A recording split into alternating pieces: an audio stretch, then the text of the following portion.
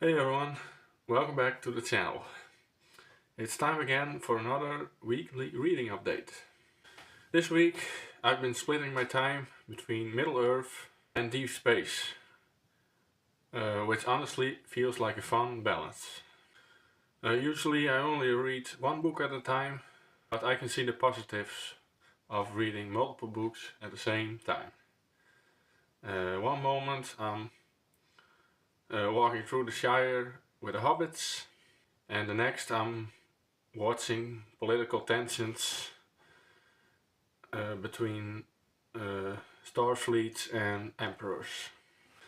It's been a slower reading week in terms of page count, but definitely not in terms of quality.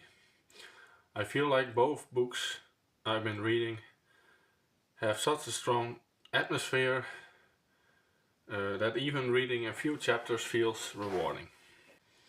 And of course, I already know what I'll be picking up next, which is one I've been curious about for a long time now.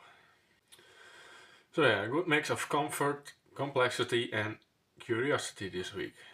Let's get into it. So first up, The Fellowship of the Ring. First book in the Lord of the Rings trilogy.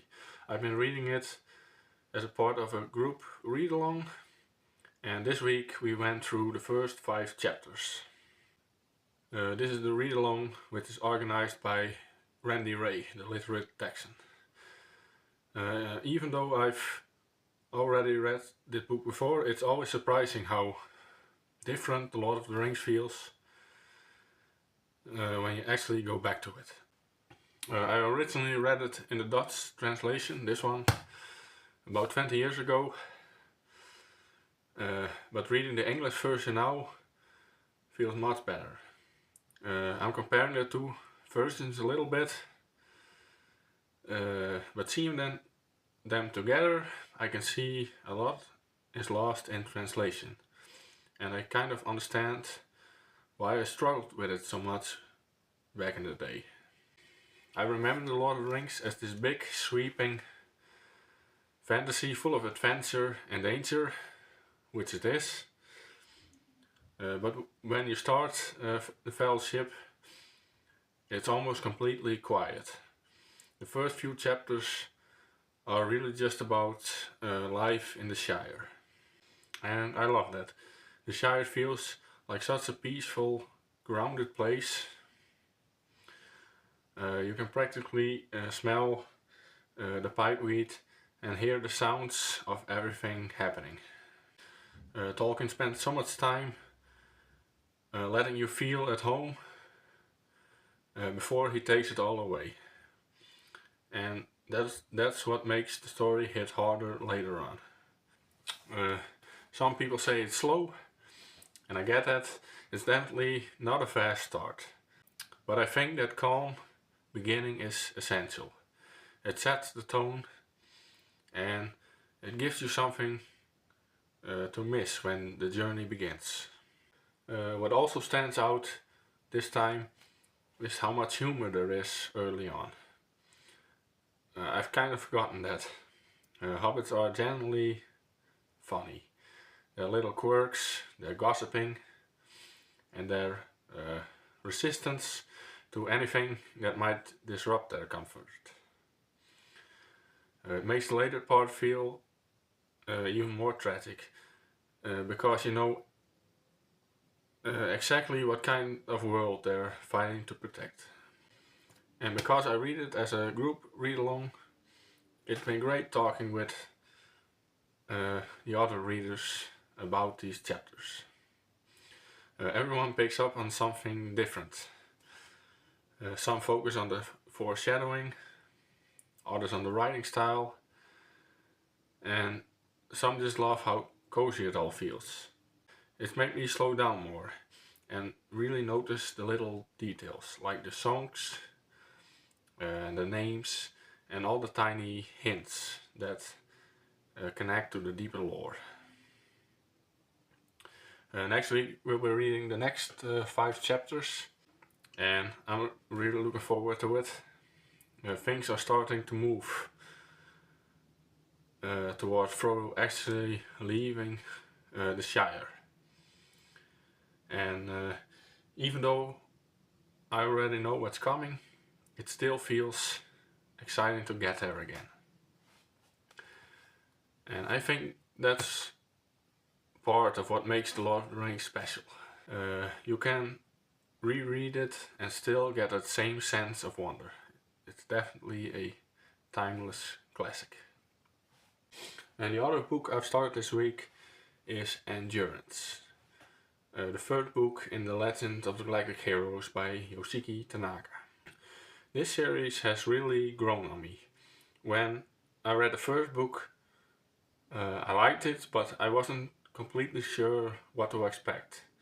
But by the second one, I was fully invested. And now, starting the third, I feel like I've settled into the rhythm of how Tanaka tells his stories. He writes in this very formal, almost historical style. And it doesn't read like a typical novel. It's more like a chronicle of events, where you're watching history unfold, rather than being thrown right into it. And normally that might sound dry, but in The Legend of the Galactic Heroes, it actually completely works. The scope is massive. There are two opposing political systems, the Galactic Empire and the Free Planets Alliance. And each one is full of corruption, ideals and ambition. But even though it's a space opera, the focus is always on the people and the ideas they stand for. This book, Endurance, seems to slow down the pace compared to the earlier volumes. There's a lot more reflection of what's already happened, how the war has affected people, and what it means to keep going when the cost just keeps rising. It's not as action heavy, but it feels heavier emotionally. The characters, especially Reinhardt and Young, are both dealing with a weight of leadership in completely different ways. Reinhardt is this brilliant but proud commander who's finally getting what he wanted. Power and recognition, but he's realizing how lonely that position can be. And Yang, on the other hand, is the voice of reason in a system that doesn't really want reason. And he's tired, but he keeps going because someone has to. And I think that's where the title Endurance really hits. It's not about heroics anymore, it's about persistence. The quiet determination to hold on to what matters, even when everything feels unstable.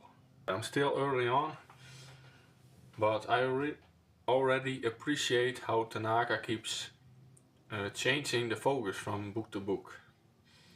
It gives the series this sense of progression, giving each book its own feeling. And I'll probably still be reading it next week, since it's one of those books that deserves to be read slowly.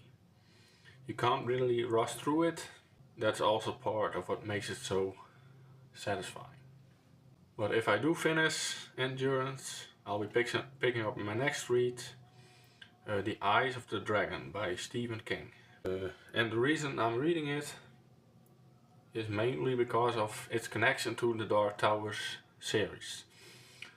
I'm slowly making my way through the Dark Tower. I've only read the first book so far, The Gunslinger, and I've heard that The Eyes of the Dragon ties into that world in some interesting ways. Especially through one particular character who shows up in both stories. And what makes it even more interesting is that this isn't a horror novel at all. It's King's take on a traditional fantasy story, like The Lord of the Rings. Complete with castles, kings, princes, and magic, and all the fantasy stuff we love. I think that's what excites me about it. It feels like a completely different side of Stephen King.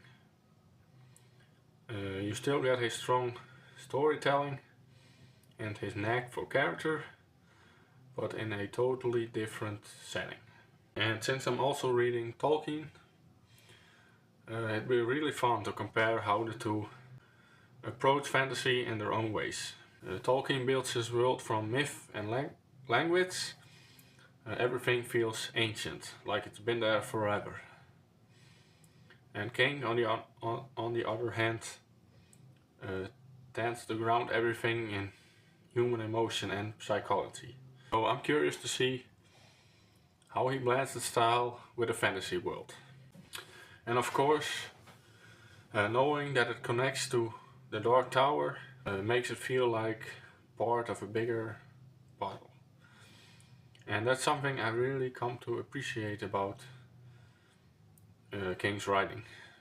All those little cross references that make his books feel connected, even if they're completely different genres. And so I think it make a great follow-up to Endurance as well. After the skill and politics of the Legend of the Galactic Heroes, something a bit more personal and fantastical will be a nice change of pace.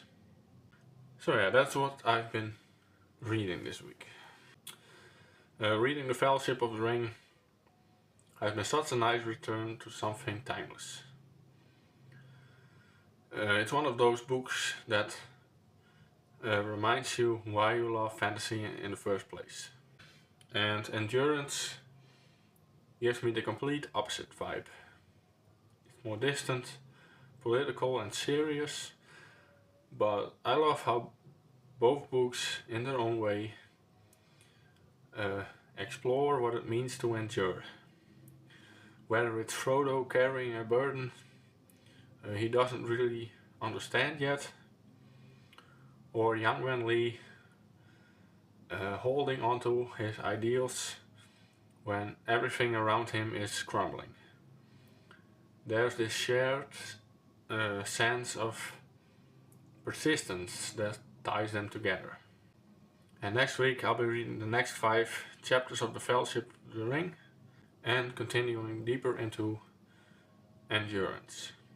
And then when the time comes, I'll be diving into The Eyes of the Dragon and seeing how Stephen King's take on fantasy compares to the others. Anyway, that's it for this week's update. Like always, let me know in the comments what you're reading, especially if you're part of the read-along or if you've read The Eyes of the Dragon. I'd love to hear what you thought of it, especially in relation to the Dark Tower series. Thanks for watching, and until next time.